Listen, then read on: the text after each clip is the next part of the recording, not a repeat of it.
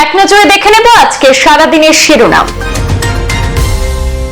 বন্ধুদের সঙ্গে ঘুরতে বেরিয়ে বদরপুরে বাইক দুর্ঘটনায় শোকাবহ প্রাণহানি, মাধ্যমিকে মেধাবী এক পড়ুয়ার।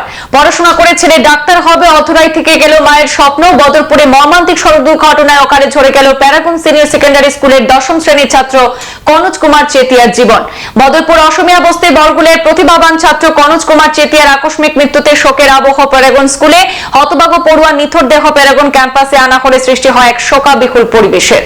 শিলচরের ইটখোলায় অগ্নিকাণ্ডে পুড়ে ছাই পুরো বসতবাড়ি। দমকলের 4টি ইঞ্জিন ঘটনাস্থলে পৌঁছে আগুন নিয়ন্ত্রণে আনে। মুহূর্তের মধ্যে আগুনে পুড়ে ছারখার হয়ে যায় পুরো বসতবাড়ি।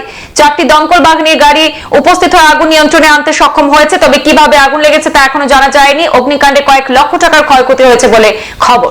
ইউসিসি ধর্মবিরোধী শরিয়া শাসনকে মেনে চলবে দেশের মুসলিমরা। জমিয়তে উলামায়ে হিন্দ আদালতে যাবে, জানালেন মাওলানা আরশাদ মাদানী। শরিয়ত বিরোধী কোন আইন মুসলিমদের উপর চাপিয়ে দেওয়া বেআইনি বলে দাবি জমিয়তে উলামায়ে হিন্দের প্রধানের। উত্তরাখণ্ডে ইউসিসি বাস্তবায়নের সিদ্ধান্তকে আদালতে চ্যালেঞ্জ জানাবে জমিয়ত। ধর্মীয় স্বাধীনতার উপর আক্রমণের ষড়যন্ত্র চলছে দেশে, সোজা সাপটা বক্তব্য জমিয়তের। পুরনো শত্রুতার রেশ মেটাতে রাতের অন্ধকারে সবজি বিক্রেতা প্রৌঢ়ের উপর দলবদ্ধ প্রাণঘাতী হামলার ঘটনায় পাথারকান্দি পুলিশের জালে আটক 3 অভিযুক্ত। আশঙ্কাজনক অবস্থায় হাসপাতালে চিকিৎসাধীন আক্রান্ত প্রৌঢ়।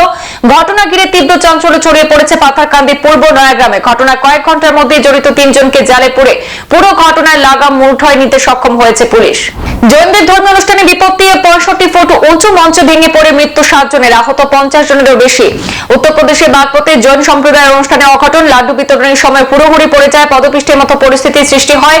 এদিক ওদিক পালাতে চেষ্টা করেন অনেকে, আর সেই সময় মঞ্চের ভিড়ের চাপে ভেঙে পড়ে নিচে চাপা পড়ে যান বহু ভক্ত। ঘটনায় দুঃখ প্রকাশ করেছেন মুখ্যমন্ত্রী যোগী আদিত্যনাথ। সাত সকালে কাতল দিঘিতে উদ্ধার এক ব্যক্তির নিথর দেহ। নিখোঁজের 2 দিন পর কাতল দিঘিতে উদ্ধার হয়েছে সেই ব্যক্তির মৃতদেহ। এ নিয়ে চাঞ্চল্য ছড়িয়ে পড়েছে কৈলাস শহরে। উদ্ধার ব্যক্তি বিপুল শব্দকর, সে কৈলাসহর পুর পরিষদের সাফাই কর্মী। বিপুল কৈলাসহর পুর পরিষদের 1 নম্বর ওয়ার্ডের বাসিন্দা। বিপুল শব্দকরের এক ছেলে এবং এক মেয়ে রয়েছে। খবর পেয়ে কৈলাসহর থানার পুলিশ ঘটনাস্থলে পৌঁছে মৃতদেহ উদ্ধার করে তদন্ত শুরু করেছে। 1894 সালে কৃষক আন্দোলনের শহীদ স্মরণ সীমান্ত শহরে কৃষক শহীদ সম্মান দিবসে শ্রদ্ধার সঙ্গে স্মরণ করল করিমগঞ্জ জেলা কংগ্রেস। করিমগঞ্জ জেলা কংগ্রেসের তরফে পালন করা হলো কৃষক শহীদ সম্মান দিবস। জেলা কংগ্রেস কার্যালয় ইন্দিরা ভবনের সামনে অস্থায়ী শহীদ বেদিতে পুষ্পার্ঘ্য অর্পণ করে এবং মাল্যদান করে 1894 সালে ব্রিটিশের গুলিতে শহীদ হওয়া 140 জন কৃষকের আত্মার চির শান্তি কামনা করে শ্রদ্ধা নিবেদন করেন রজত চক্রবর্তী এবং জেলা কিষাণ কংগ্রেসের সভানেত্রী হাসিনা রহমান চৌধুরী সহ অন্যান্যরা। ব্রিটিশ আমলে তৈরি ঐতিহাসিক রাস্তা বাঁচাতে গ্রামবাসীদের আন্দোলন কাছাড়ে রুকমিনী নদীর তীরে বেকির পাড় থেকে কাবুগঞ্জের কাটাকাল পর্যন্ত সংযুক্ত ঐতিহাসিক এই রাস্তা বন্ধ না করতে প্রতিবাদে নামলেন শত শত জনগণ। এই রাস্তাটি বন্ধ হলে এলাকার লোকদের প্রচুর ভোগান্তি হবে, অনেক দূর ঘুরে এসে তাদের পৌঁছাতে হবে কাবুগঞ্জে। তাই বিভাগীয় কর্তৃপক্ষের কাছে এবং জেলা প্রশাসনের কাছে স্মারকলিপি প্রদান করেছেন সরকার এবং বিভাগীয় কর্তৃপক্ষের কাছে দাবি রেখেছেন যাতে এই রাস্তাটি বন্ধ না করা হয়।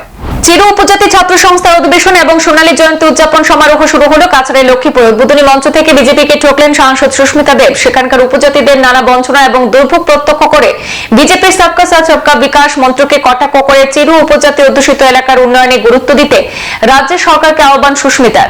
কৃষক শহীদ সম্মান দিবসে কাছাড় জেলার বেশ কয়েকজন কৃষকদের সম্মাননা জানালো জেলা কংগ্রেস। মঙ্গলবার সোনার মাল্টিপারপাস হলে প্রদেশ কৃষক কংগ্রেসের সৌজন্যে এবং কাছাড় জেলা কৃষক কংগ্রেসের উদ্যোগে প্রশংসাপত্র এবং উত্তরে দিয়ে কৃষকদের সম্মাননা প্রদান করা হয়। ব্রিটিশ আমলে কৃষকরা তাদের দাবি আদায় করতে গিয়ে শহীদ হয়েছিলেন, আজ তাদের স্মরণে কংগ্রেসের এই আয়োজন। অবৈধ অভিবাসীদের গ্রেপ্তার এবং বিতরণ, ট্রাম্প প্রশাসনের কড়া পদক্ষেপে ট্রাম্প প্রশাসন 538 জন অবৈধ অভিবাসীকে গ্রেপ্তার করে শতাধিককে নিজ দেশে ফেরত পাঠিয়েছে। ফেরত পাঠানোর সময় অভিবাসীদের সঙ্গে বন্দীদের মতো আচরণ করা হয়েছে বলে অভিযোগ ব্রাজিলের। বিমানের খাবার, জল সহ বাথরুমের সুযোগ দেওয়া হয়নি। ব্রাজিলের পদক্ষেপকে মানবাধিকার লঙ্ঘন বলে নিন্দা করেছে মেক্সিকো সীমান্ত সিল এবং অভিবাসী বিতরণে কঠোর পদক্ষেপ নিয়েছে ট্রাম্প প্রশাসন। 3 দিনে 35 জনের মৃত্যুদণ্ড কার্যকর। হারহিম ঘটনা সিরিয়ায় মৃত্যুদণ্ডপ্রাপ্তদের বেশিরভাগ প্রাক্তন প্রেসিডেন্ট আসাদ আল বাশারের আমলে কর্মকর্তা। 72 ঘন্টায় ঝুলিয়ে জীবন শেষ করে দেওয়া হলো 35 জনের। শুরু হয়েছে গ্রেপ্তারিও। সিরিয়ায় 13 বছর পর গৃহযুদ্ধ বন্ধ হতেই প্রাক্তন শাসকের আমলাদের নির্বিচারের শাস্তি। আসাদের সাম্রাজ্য পতন করতে নতুন ক্ষমতাসীনরা নজিরবিহীন কঠোরতা শুরু করেছে সিরিয়ায়। আগামী মাসে আমেরিকা সফরে যেতে পারেন প্রধানমন্ত্রী নরেন্দ্র মোদী। সোমবারে আমেরিকার প্রেসিডেন্ট ডোনাল্ড ট্রাম্পের সঙ্গে ফোনে কথা হয়েছে মোদীর। 2 রাষ্ট্রনেতার ফোনালাপের পরে ট্রাম্প নিজেই জানিয়েছেন সম্ভবত ফেব্রুয়ারিতে আমেরিকা সফরে যেতে পারেন মোদী। মোদীর সঙ্গে ফোনে কি কি বিষয় আলোচনা হয়েছে তা নিয়ে প্রশ্ন করা হয় আমেরিকার প্রেসিডেন্টকে, তবে এই বিষয়ে তিনি বিস্তারিত মন্তব্য করেননি, শুধুমাত্র জানিয়েছেন সব বিষয়ই উঠে এসেছে আলোচনায়। কুম্ভমেলা স্পেশাল ট্রেনে ইট পাথর দিয়ে হামলা, উত্তরপ্রদেশে ভাঙল জানলা দরজা কাঁচ, আতঙ্কিত যাত্রীরা। উত্তরপ্রদেশের ঝাঁসি থেকে প্রয়াগরাজে পুণ্যার্থীদের যাওয়ার জন্য কুম্ভমেলা স্পেশাল ট্রেন চলছে। শনিবার সেই ট্রেনে হামলা চালানোর অভিযোগ উঠল একদল যাত্রীর বিরুদ্ধে। হরলপুর স্টেশনে ট্রেন পৌঁছাতে সেটিকে লক্ষ্য করে একের পর এক পাথর উড়ে আসে। পাথরের আঘাতে বেশ কয়েকটি কামরার জানালার কাঁচ এবং দরজা ক্ষতিগ্রস্ত হয়েছে বলে রেল পুলিশ সূত্রে খবর।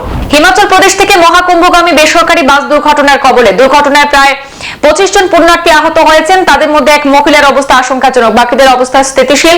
উত্তরপ্রদেশের কৌশম্বী ফতেপুর সীমান্তে কানওয়ারের কাছে জাতীয় সড়কে দুর্ঘটনাটি ঘটেছে। দুর্ঘটনার পর আহতদেরকে অ্যাম্বুলেন্সে হাসপাতালে নিয়ে যাওয়া হয়। আহত 10 জনকে মেডিকেল কলেজে রেফার করা হয়েছে। এক মহিলা ভক্তের অবস্থা আশঙ্কাজনক।